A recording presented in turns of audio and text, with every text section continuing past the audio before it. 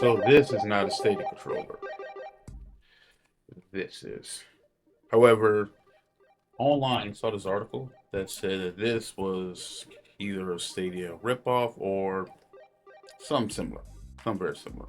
So thanks to Amazon and $20-ish, I think later, I have this.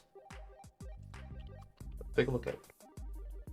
So, like the Stadia controller, I switched that to Bluetooth already.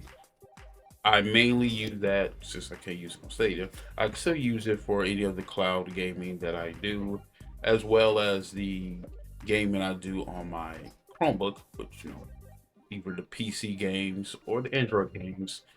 That video come up later. But very simple. They were almost out of all the colors. I wanted to get one closer to this one just to kind of compare the two. But it was like probably I wasn't the only one that saw this. It was labeled as some kind of Switch controller, but the back of the box says compatible with Switch and PC and anything with a Bluetooth and water connection. Yeah, they never made this color, but I'm kind of digging it. As you can see, it has more.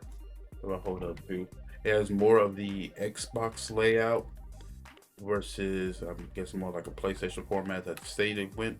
As you know, Stadia's kind of hybrid as my Xbox controller is somewhere over there.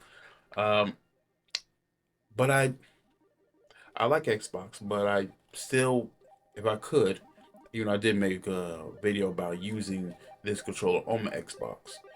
But if I could, I would use this so much more often because I bought just every Stadia controller, and I have multiple of the same controller. This one of my favorites. That green, just really pretty looking. Now this one, it has a similar feel to it. I'm not gonna lie. Hard to explain texture wise what's different. It's a little. If I hold them side by side, this one's a little bit smaller than the other one. A little bit more scrunchy and boxier. Other than that, and the Xbox layout, it took me a while to get used to it, but from playing Xbox, I am now kind of used to it. Used to where you put the joysticks or the pad.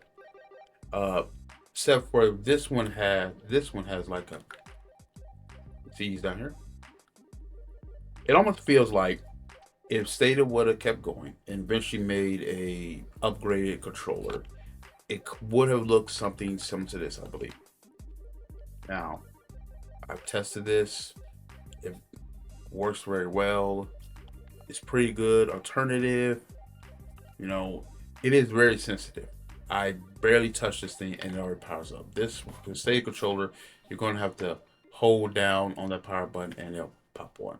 I don't know if you can see that blinking right there. It's kind of home because it's in Bluetooth mode, pairing mode, and it's looking for something to pair with. So this one, overly sensitive. I believe it does have, I believe this pair button on the back here is what would put that into pairing mode. I mostly connect the wire just because it's simple and easy. Just click, I'm already connected.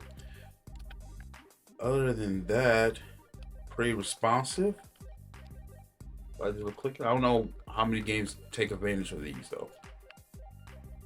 The layout's pretty simple, pretty comfortable in the hand. I let my little cousin feel it, and he said, "Yeah, it's pretty comfortable." And if I've had a pet peeve by the Xbox controller is that it still uses batteries. If I could just put something on the charge, it's so much better. USB-C, I think they're moving toward that in the next controller, which is the only reason why I would even consider another controller, except if that one's defective. But USB-C, charge it up, works like a dream. It's kind of amazing that State's been gone for over a year now. I'm almost over it now.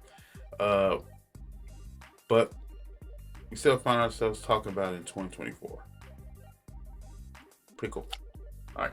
So this is the P5OL PXN. So yeah. If you want to check it out yourself, I'll put a link down below. It's not an affiliate link. I'm not that successful. Uh, But yeah, pretty cool. See that stuff.